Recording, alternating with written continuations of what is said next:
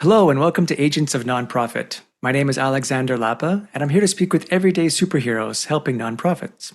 Joining me today is Mark Egge to talk about prospect research. Mark, welcome to the show. Thanks, Alex. It's great to be here. Long time listener, first time caller. As if for a radio show, I appreciate that. That's cute. Okay, so then my first question, and it usually is your superhero origin story. How did you get started working with nonprofits? Yeah, it seems that like most people, we're very clumsy around the black hole of nonprofits, which is to say, I fell into it.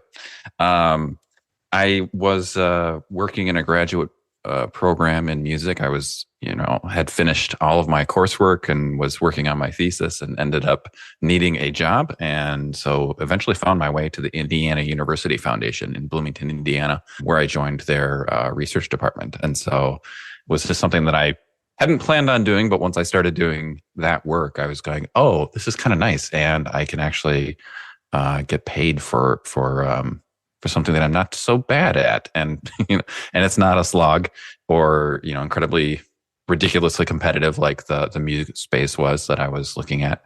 And so yeah, I decided to just stick with that and haven't looked back, haven't regretted it one bit. That's really how I ended up getting into the nonprofit space, and it's been almost 20 years now. Wow. So I imagine there's quite a story getting into how you became known to do prospect research. I'm curious to know maybe the summary or the end tail of that story. How did you transition from wherever you were into, hey, this is a really cool area of study that I would like to spend more time doing? Yeah, I mean the biggest thing, in that first year at the IU Foundation, it was really just kind of the realization of, oh, this is, I can do research. Research is research to some extent. It's all about finding information, and then to me, the most important part is figuring out how to interpret it. And it was interesting because my master's thesis, and I'm going to go hardcore nerd here for just a second. My master's thesis was about performance analysis in music theory, which is basically looking at a piece of music and then using, pretty robust music theory techniques to figure out how to interpret a piece of music for an audience, right? And usually, as a performer, you're just looking at the music and going by gut feel.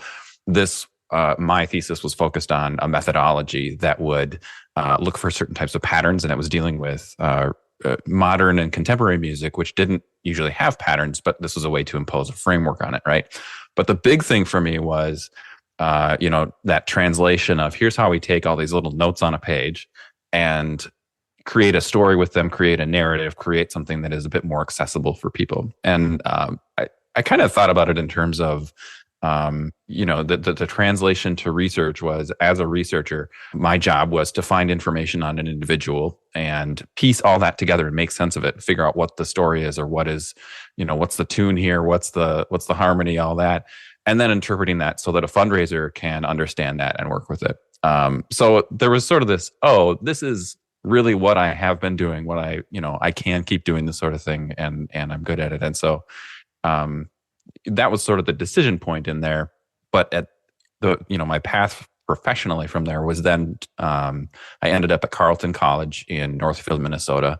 My wife and I wanted to get back to Minnesota because that's where we're from, and had the good fortune of being hired by someone there named Kathleen Foley, who was really one of the pioneers in the prospect research field. She actually was one of the founders of the professional association. At the time, it was the American Prospect Research Association, now known as APRA. Fantastic opportunity to work under her tutelage for a couple of years, but then she left, and she retired, and I took over the reins from her as director of the shop there, and was at Carleton for about 8 years. And that was a fantastic place to be, just simply because of the fact that it's really kind of the Cadillac of fundraising institutions when it comes to nonprofits. Not the Cadillac, but it's in that category where they do fundraising really well. All the best practices, all the things where you go, how do we do this in the way that is most effective? They're doing all of that. And so getting to learn in that space was really fantastic. So that was, I think, the space where I learned a ton and gained a ton of experience working in prospect research, but then also in prospect management. And I built out the fundraising analytics program there. We didn't have anything in house, and so started building predictive models, and that's still going today there. So yeah, that was kind of like where I kind of grew up and really cut my teeth and started getting involved with APRA, Professional Association. Yeah, and after that, it ended up at Greater Twin Cities United Way, building out their prospect management program, and then eventually kind of expanding into more oversight at Hamline University. And then just last year, I hung out my own shingle and am working for me now. My boss he's an okay guy. I love the transition from music to research. Like you were able to carry and see a harmony in doing research and finding the harmony, I should say, in building connections and following like that transition seemed like I wouldn't think that would be easy to do, but you found a way to do it where there was a synchronization of types. So that's beautiful to see. Yeah, it's definitely one of the topics I can nerd out about a lot. Um, and when you do a master's thesis, you put a lot of work in it, and if you don't get to talk about it, then you just feel like it's a lot of waste. So thanks for giving me the opportunity to kind of recoup some of those losses, Alex. My pleasure. Okay, so let's paint a picture then for this podcast. The idea here is the way that I visualize it, as we were talking earlier, was there is this chasm, right? On one side of the chasm, you have prospect research, which we'll define shortly. On the other side of the chasm is making connections and using the information that you found on one side, on the other. And then there's a bridge between them, which is how do we take what we have and build it into some kind of story to be able to reach out to these people and build connections and hopefully, of course, get some funds, some grants and funds. So that's the kind of picture that I had in mind. And I'm curious if we could maybe just, if you want to add some color to that picture to make it maybe more complete from your perspective. Yeah, the chasm and bridge perspective is a compelling idea. I think where I go with that is I've spent a lot of time, thinking about this, particularly in the professional association space, where we have, when I was on the board of APRA and president of APRA, like we were thinking about our 2,000 members and what their role is in the space of fundraising and development, and particularly major gift fundraising, because that's the space where research really makes a huge difference by and large. And in a lot of fundraising shops, there is a bit of a chasm or a wall or a division. And this sense of we're just finding information and we're just, sort of back office people who aren't necessarily thinking about relationships, and the fundraisers are the ones who are doing the relationship stuff. And I have found that the most effective work that we're able to do is when we are redefining that relationship and thinking about it not as two separate sides of a canyon or anything like that, but much more saying there are parts of a continuum on which both sides can kind of lean towards the other and vice versa. And what I mean by that, particularly in the space of research, is that one of the things I like to say is the fundraiser is the best researcher because they have access to the primary source of information, which is the prospect themselves. And when we're able to talk about it from that perspective and say, all right, I'm the researcher who can go and find all sorts of information, in external spaces, looking at publicly available information. But I also know that there's certain things that I cannot find. There will be dead ends. There will be things that just are not known, but I can figure out what are the key questions where if the fundraiser is listening and is asking the right types of questions, they can help us understand more about what's going on with this prospect and understand their situation. Because in a lot of cases, the goal may be to, really understand what kind of financial picture the person has, or get some sense of like, where do they fall on, in terms of wealth? Are they the very, very high net worth? Are they lower? Where do they fit into that space? So we can make decisions about prioritization and where we want to invest more time and energy in terms of, building out fundraising capacity. But that partnership between the fundraiser and the researcher is huge. And when we do think about it in terms of, well, we're both doing research, and we're also both thinking about how do we best cultivate this prospect? How do we best engage them? How do we best help them feel connected to our organization? When we're both thinking about it that way, it becomes a lot less, I'm just looking for these, 10 things on my checklist. It's much more, I'm thinking about the human and what information can we find about that human and that's going to be beneficial for our really building a strong relationship with them. So that's kind of where I'd go with, the chasm. I mean, not to immediately shut down your powerful visual there, Alex. But to some extent, I think the value is in that space of thinking about it in a much more connected way. And also I think I'll take your bridge metaphor. That's a great one. I really like that actually, because when we are thinking about that bridge and that connection between the research side of things and the personal interaction and, actually engaging with the individual, that's the space where we can have really, really high impact. The best researchers, I think, are the ones who can think like fundraisers and help their fundraisers be, partners in that research. In my visual, I wasn't anticipating like a huge chasm with a Indiana Jones style of rope bridge between them, but more like I wasn't sure exactly. But the idea is that, two divisions, two departments, they need to collaborate. The more they collaborate, the closer they are, the better things are. So the bridge could be really made of concrete and steel and reinforced everything. So, but the idea is that the bridge is really the most important part. If you're missing that bridge, right, then you have these two departments that are not quite communicating or not communicating well, and they each have their own skills, but they're not sharing what they are learning. And so, yeah, it's maybe not a perfect analogy. Like you said, I'm happy you poke holes in it or you like certain parts of it, but it was just a way to start the conversation, I guess. For sure, for sure. Yeah, I'm not here to rag on you, Alex. No worries. I can take it. So let's talk about then the one side of the chasm, because I'm going to stick with that going forward for this one at least. One side is the prospect research. So maybe you could define at a high level some three top goals of prospect research, maybe even a definition so that people are super clear for those who are not so clear. So benefits or goals of prospect research. Yeah, I ultimately prospect research is really focused on knowing more about your prospects and the people that you're engaging with. And I use the word prospect to mean, people who are prospective major gift donors. So they may already be major gift donors, but they are prospective donors they are prospects for another large gift. And so we're not just dealing with people who are non-donors. And in fact, I would say that, you want to be starting with your existing donors because you have a connection to them. But ultimately, prospect research is about understanding more so that you can make better decisions and be more effective. And on the individual level, it's really about understanding who that person is.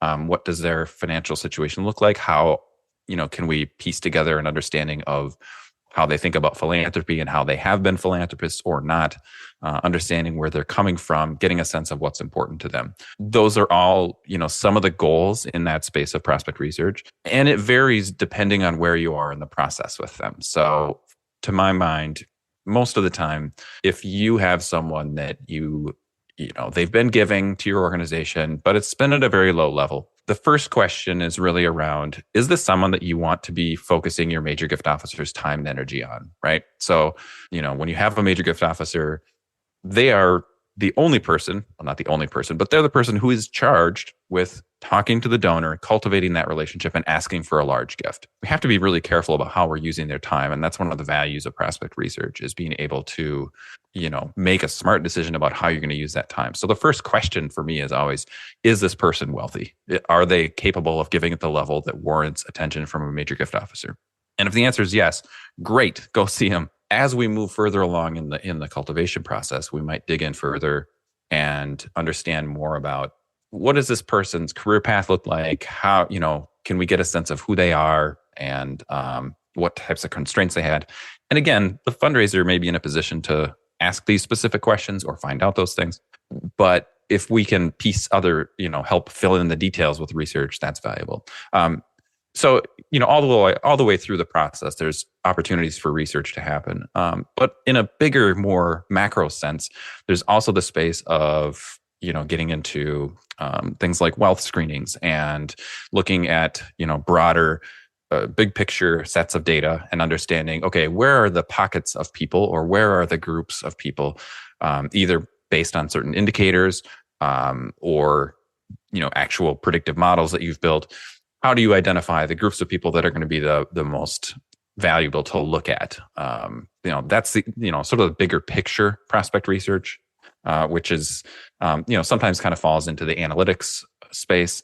But that's, kind of the higher level on that. And then, there's sort of the ancillary pieces too around prospect management, which is really the space of how do we continue to maintain focus on these people who are at the top end of our priority list, essentially. How do we help the fundraisers continue to bring their focus back to those people and think about, okay, this is the best opportunities with these 5 people. And how do we build out a strategy then? And that's a space where you start marrying the information that you're gathering, what you know about the people with the organization's needs, how you can go about putting together a really strong proposal for them. So that was a lot longer than just a few seconds, but I can go on quite a while about prospect research, but it really, it spans a lot of different areas, but I usually think about it in the very micro level of just an individual and what can we learn about that individual. But then there's also the macro side of how do we think about the larger groups and prioritize different segments of these to ensure that we're looking in the right places and investing our time and energy appropriately. It sounds very personalized as well. You've been talking about focusing on one person who is wealthy and then following a decision tree. Is it normally like that, or do you see instances of looking at groups and then doing segmentation, or is it, this is one person that's really important enough that we do an individual research on them to really, really glean as much information as we can, get their financial status, using, to your point, wealth screening or using different models to be able to build a more accurate picture of what this person is capable of, and then the next steps are taken after. But is it really at an individual level, or maybe it's at a certain financial level that you go individual, and then when you're beneath a certain threshold financially, you look at it more as a group and analyze groups, and then have segments within those groups? Yeah, I mean, I would say it's both, and they're definitely tied together. They fit together, right?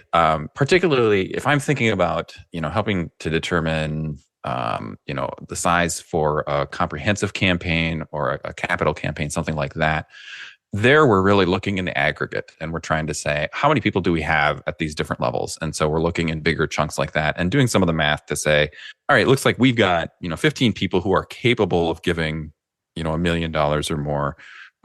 Let's just kind of say that these 5, we can get 5 of those to come through there. It's a 1-to-3 ratio, for example. Just kind of spitballing on that and say, all right, we get these 5 people who can each do $1 million to $2 million. So we're looking at we'll just kind of split the difference and say $7.5 million from those 5 people. Sort of chunking stuff out that way is one of the, I think, valuable functions of prospect research on that larger kind of more macro view of things, right? But then from there, yes, it definitely ties to the individual side where we're saying, as we start thinking about those top 15 people in that $1 million level, and then they, maybe self-select down to 5, we're going to be doing more in-depth research on them within that space. It does not necessarily make sense to, do in-depth research on people who are at the bottom of your wealth screening results, unless there are some other indicators that don't get picked up on a screening or something like that. But yeah, they definitely fit together where you're getting a sense of, all right, it's going to be worth our time and energy to do the research on these top 15 people because they are showing indications that they have the wealth to be able to give at the level that, can be, leadership level for our organization, for our campaign or whatever. And also there's a part of the process too, which is basically just kind of vetting, like the screening returns X amount of information. There's some amount of false positives in there. There's some amount of false negatives associated with that. But the research is really the process of vetting that information and confirming that, yes, this person is actually, this is the real deal. They have the capacity, or even understanding the layering in of, sure, they show up on a wealth screening, but do we have any indication that they are philanthropic in any way? Is this, is giving away money something that they have done, or that, or can we get a sense of what has that looked like, right? Oh, they give away $10,000 to 20 different organizations. The largest gift they've ever given is $10,000. They may not be thinking about $1 million gift at any time in the near future. It may be something that they're just not interested in, because presumably if they're giving away at that level, then plenty of organizations are saying, can you do $1 million to us? But understanding more the lay of the land for that individual is for sure part of that process after you've gotten a sense of, which groups you're looking at. So it's for sure a both and it really just kind of depends on what are the business intelligence questions and needs that you have in that setting. I think I always get a little nervous when people are going, "Oh, we need X." And I'm like, well, maybe you need X. Let's talk about like what questions you're trying to answer, because that's going to determine whether you need X or Y or whatever else in terms of a research solution. And maybe it is that you need X, which is a full profile on this person, but maybe not. And let's make sure we understand where we are in the process, what specific questions you're trying to get a handle on, and what specific decisions you're trying to make. And that will dictate whether we're looking high level, whether we're doing a deep dive on this person, or whether we're just trying to answer one specific question about them on a particular topic. Yeah, outcome focus. I love it. It's key to be able to answer all the right questions and ask the right questions. You need to know where you want to go first before. Absolutely, absolutely. You were kind of hinting at, or I'm drawing a connection here. There's some kind of formula, right, between as you're evaluating, screening, identifying these people, especially the larger possibilities of giving grants or giving donations. There seems to be some kind of formula of wealth, which is, to your point, only a portion of it. How much of a connection you already have with that person? How philanthropic are they? And I know that values, I'm sure, is an important criteria as well. This seems to be like a mathematical algebra type formula. Would you agree, disagree? Again, you can trash my example, but and if you do agree, all right, would you add to those kinds of three or four variables that you have to kind of look at to see? And I, of course, also very mathematical. Like I imagine at the end of the day, you get a kind of a score, right? Of this person has wealth, it has a strong connection to our organization already. They have aligned with our values. They are already philanthropic. Therefore, their score is significantly higher than if you have only one or two or three of those four criteria. Yeah. You're in a friendly space here, Alex, because you and I think very similarly about these sorts of things, where I'm like, yeah, you can totally do a formula, you can score this stuff. And in fact, I mean, that's one of the things I really love doing, is to say, how do we take this thing? It's sort of like, can I develop a rubric to determine whether or not I'm in love with my wife? You can, and we can actually, boil that down. That some people would argue that's not very romantic, and no, it's not. And there is some piece of like, well, there's stuff there you just can't quantify. So I'm like, yeah, but also you can kind of quantify everything, at least by proxy in some way, shape, or form. And what you're talking about is for sure a concept that has been embedded in everything I've learned, everything I've seen, everything I've been doing for a very long time. So I'm like, yeah, you hit the nail right on the head there. When I started at the IU Foundation, I remember the phrase they used was linkage, ability, and interest, which I'm like, okay, that's fine. Linkage, I say, okay, that's fine, because I'm not thrilled about it, but it works. Linkage is essentially, are they connected to the organization in some way, shape, or form? And there it was pretty easy. Yes, most of the people we're looking at are alumni. And so they have a linkage to the organization. The ability side is, what kind of capacity do they have? And then, what kind of interest do they have? Have they shown that they are engaged? They're not just linked to the organization, but they're interested in what we're doing in terms of showing up at events, volunteering, being just a regular donor, that sort of thing, showing interest in those different types of ways. And people talk about capacity and engagement, or there's a lot of different types of words, but to my mind, yes, you can really boil some of this down. And I think it can be really helpful to impose some numeric and scoring systems on that, because it helps sift things out pretty easily, right? If you go, even if you've got, two factors and you've got three levels of those factors, and you say, all right, we got levels 1, 2, and 3 on these two things.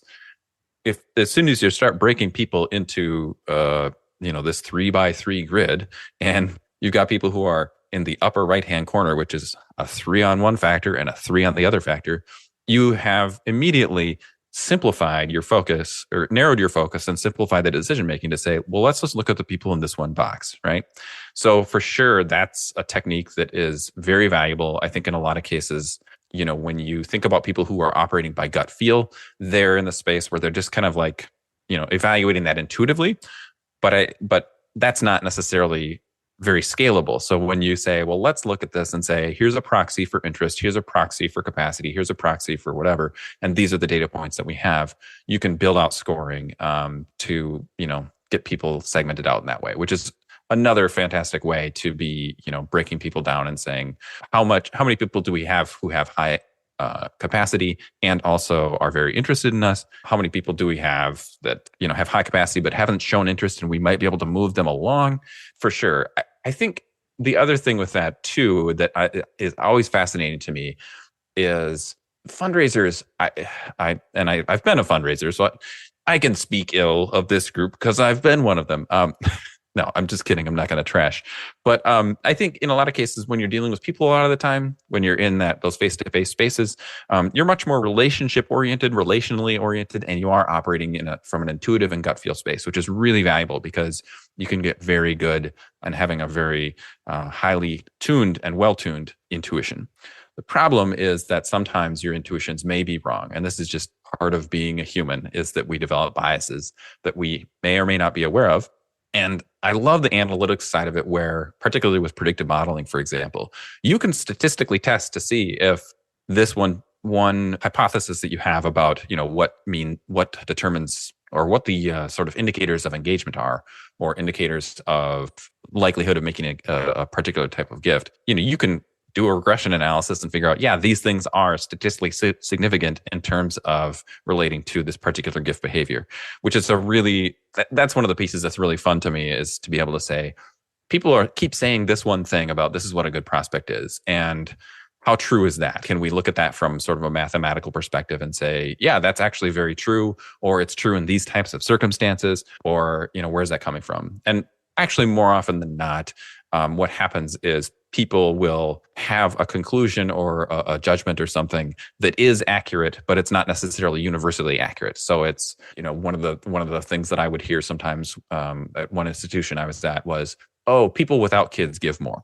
And I was like, that's sort of maybe, yes. And the logic was particularly around estate gifts and planned gifts, where someone is saying, I'm going to leave money to you in my will.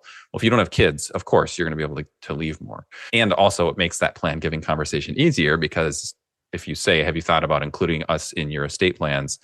The person doesn't necessarily come back with, well, I want to leave money to my kids.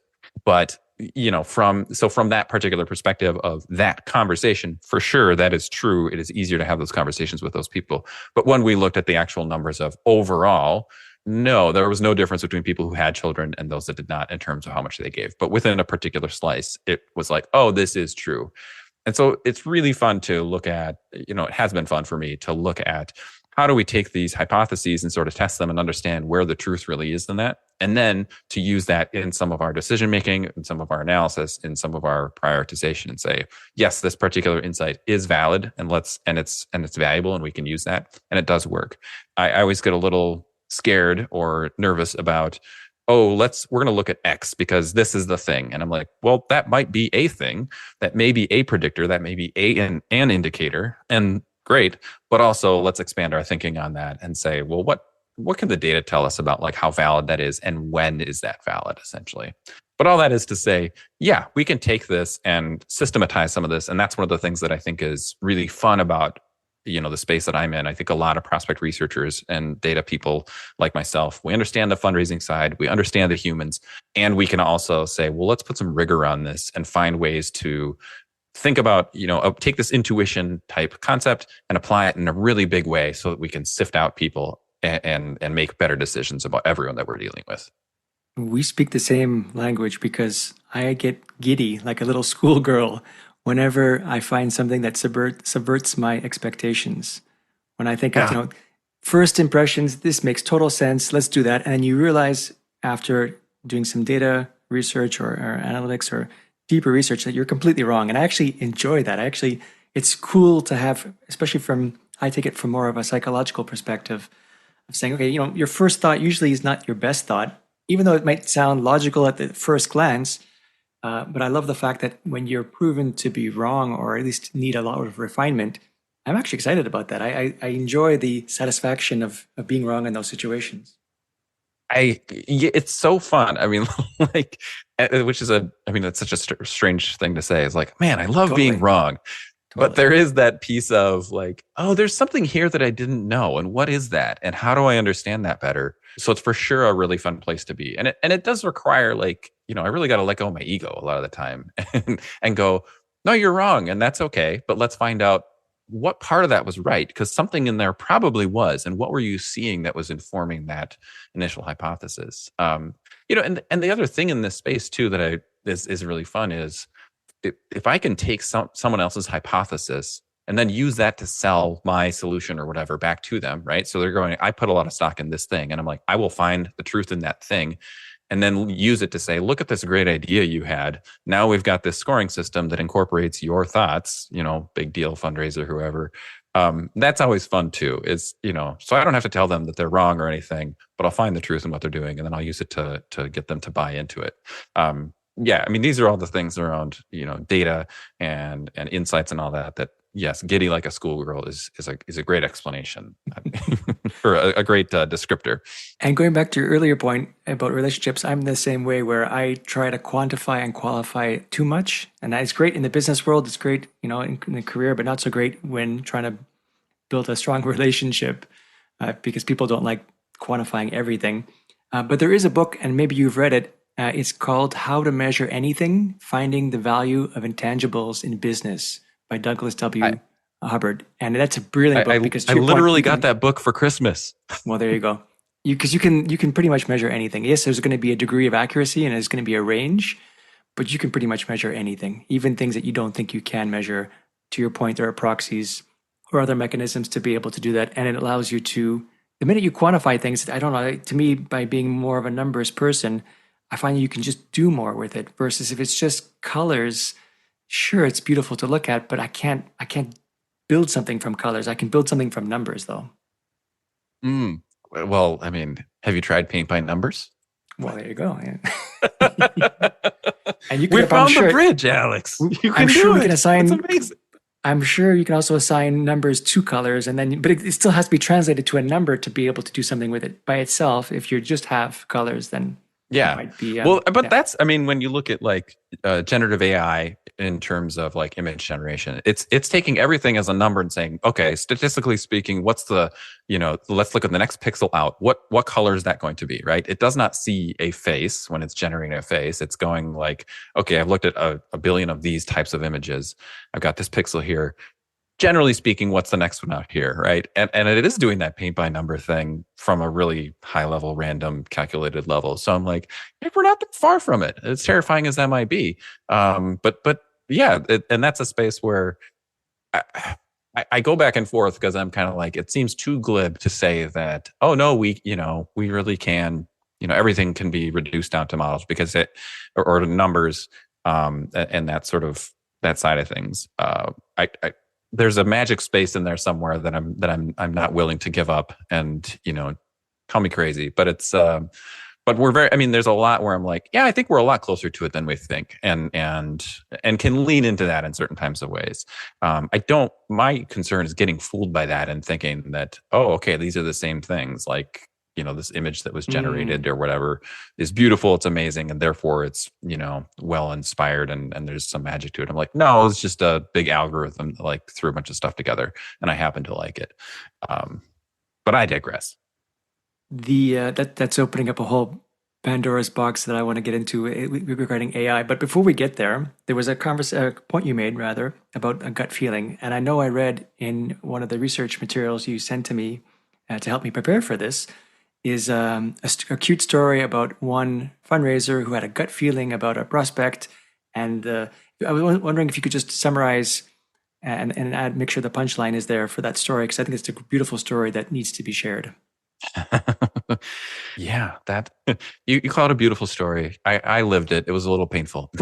That's why I'm double clutching a bit here. I'm like, oh, is that the same story? But the short and long of it was there was a prospect at this organization. The fundraisers were very excited about this person, and they were ready to make an ask for, I think it was, $250 or something like that. And, this is someone who was giving $25,000 a year, was going to take on this, sort of chair role for this campaign. And so they went to all this work to put together a proposal for a $250,000 ask, because they're going, well, 25, 10 times, this person's usually giving $25,000. 10 times that seems more than enough. very, and very aggressive. So let's make sure we've got a spiral bound proposal with all sorts of pictures, and we're going to work with the program staff and spend all this time and da da da da da. And they go to meet with the prospect to begin the conversation. And she basically preempts them and says, well, I've been thinking about it and I'd like to do $500,000 gift. And this is literally as the fundraiser is reaching down to grab the proposal that says 250, which immediately they're like, not grabbing that because we don't want to, so of course, wow, amazing. $500,000. That's fantastic. That's twice what they thought they were going to be able to get from this person. Of course, yes, more money is good. That's happy. As a researcher, in that moment, for whatever reason, we hadn't, we didn't have, hadn't built out the processes and all the sort of like, okay, let's make sure we're doing X, Y, and Z when we're getting to this particular ask level, which meant that they hadn't consulted research to say, let's dig into this person and really understand what their financial capacity looks like right now and what they could be doing if we were to think about, what's the big idea here. There's a phrase that someone once told me about negotiating, which sort of applies here, which is the first person to name a number loses, which is, if you're in a negotiation setting and, you say, oh, I want 50 and oh, no, that's too high, right? So you just wait to say your numbers and you wait to see what the other person says. In this case, they didn't necessarily take advantage of that concept by understanding what this person could do. And, when I looked into it later, found out this particular individual, they sort of preempted the ask with this $500,000 gift. They could have done a whole lot more. We looked at their capacity and their liquidity. So this isn't just a matter of like, do they have a whole bunch of real estate or something like that? This is real money that they have acquired over some period of time because they were a public company insider. They were capable of giving a 7-figure gift or more. And had we done the work ahead of time to make that ask, and plan for the ask in a much more thoughtful way and say, instead of, oh, let's just put, this great proposal in front of her for 250, to say, what would it look like to get, to get her thinking about a 7-figure gift?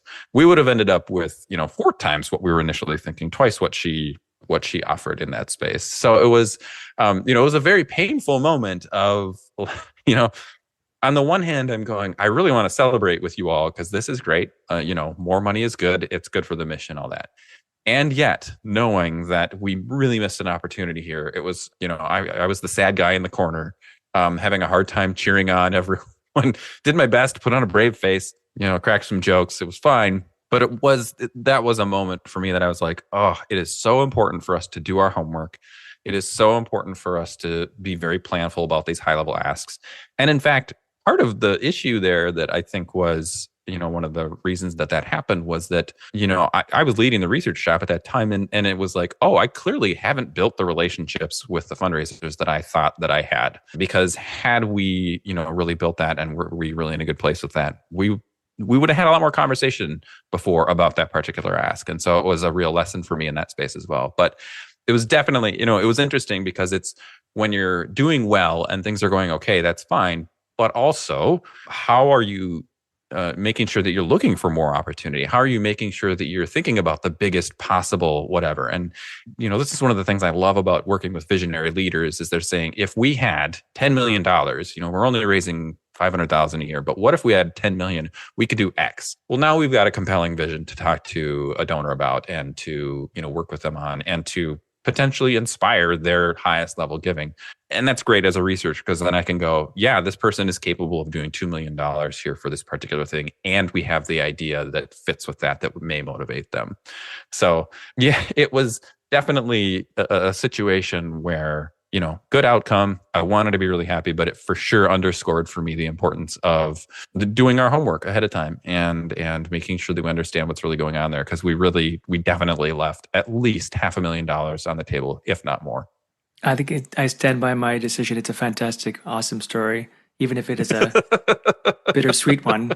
I'm curious to know, and I don't want to kick you when you're down or whatever analogy, but because you mentioned that you said that you didn't have a strong enough relationship with the fundraiser. Do you think that was maybe the point that needed to be improved? Was it the fundraiser who didn't want to have research, that didn't even prompt, that said, I know this person, I have the feeling, I don't need any kind of research to confirm what I already believe? Like, where do you think the point of failure is, or at least the point of, hey, maybe we should have done this? Just so if someone listening to the story, rather than just smiles and says, okay, great, like, is there a point of identification where you can say, look, this is a moment where you really do want to have a researcher to inquire because you could uncover things that you might not know about and your gut feeling isn't the best source of truth?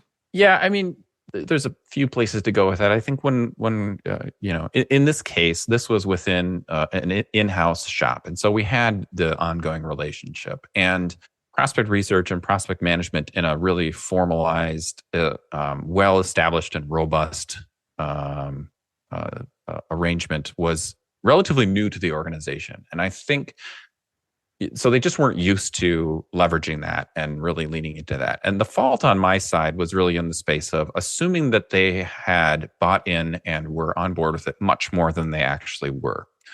Um, and so it was, I think, a little bit of me going, all right, we've been doing this a while and everyone gets it, and great, this is fine.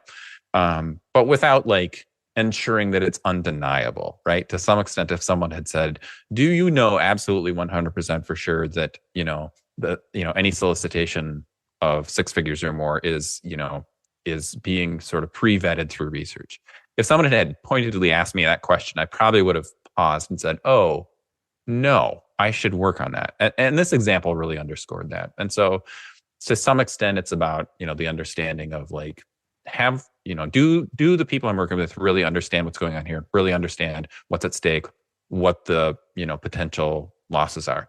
It's, and I did find myself in a really tricky situation there because everyone else is feeling really great about everything. Do I want to be the guy who comes in and says, hey, like, nice party, I'm going to throw out all your punch and tell you that, well, you could have done a whole lot more. Like, no one wins in that situation, right? Like, from an emotional perspective, I'm just going to alienate them. So I knew that I'm like, all right, well, that's not going to be the way to go about it. Need to find other opportunities to focus on what the potential is in that space. But when I'm dealing with, any organization where they do have major gift fundraisers, I do want to spend as much time as possible making sure that it's understood that you only have, a limited amount of time with each prospect. You only have a certain number of prospects. Your fundraisers only have a certain amount of bandwidth. And so, figuring out how to best use research at all the stages is really, really important, just from a prioritization standpoint, but also from a maximization standpoint too.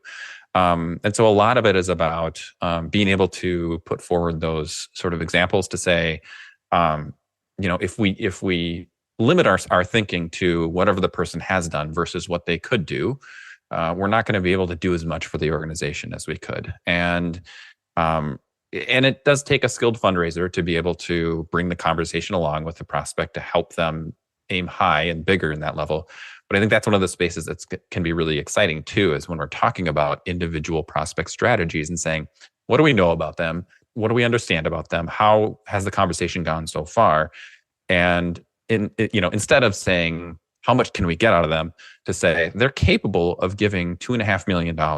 What would it take for us to bring them along and to help them feel so connected and inspired by the possibility, the potential that they have to make an impact for us? What would it take to get them to that point where they are motivated to make that kind of a difference? And it's not necessarily about like selling the organization to them, but much more about helping them understand, how the things that they care about, their values, can be basically highlighted and illuminated and supported and bolstered by their giving to our organization, right? And so a lot of that matching is happening in that space. And the research informs that. The research, I think, plays a role in helping to fit that together, helping us build a strategy, helping us think through like, what can this look like essentially? But at the end of the day, to me, it comes down to maximizing whatever limited resources we have, whether that's time and attention or it's, the number of donors we have. And if we're only getting 1/5 of what a person could be doing for us, we're really selling ourselves short. And that's the space for me where research is super, super valuable and super important. And that one anecdote is one that just, I think, really underscores that. Hopefully that's just not a rampant problem, but I do know that it exists, right? And it's we're just not thinking big enough because we don't know how high we can go with a particular person. And when we are doing the research, we can get into that space and figure out what is the limit. How high is the sky? Moral of the story is contact your researcher. Yeah. Mark, this is a great place to leave it. I want to respect your time. We didn't get to AI. I'm sure we could talk about that for a long while. Possibly, I'll have you come back on the show. But I think for today, this is a good place to leave it. I know we've only again scratched the surface, so I'm sure people will have some questions. I hope they have questions. How can people get in touch with you online?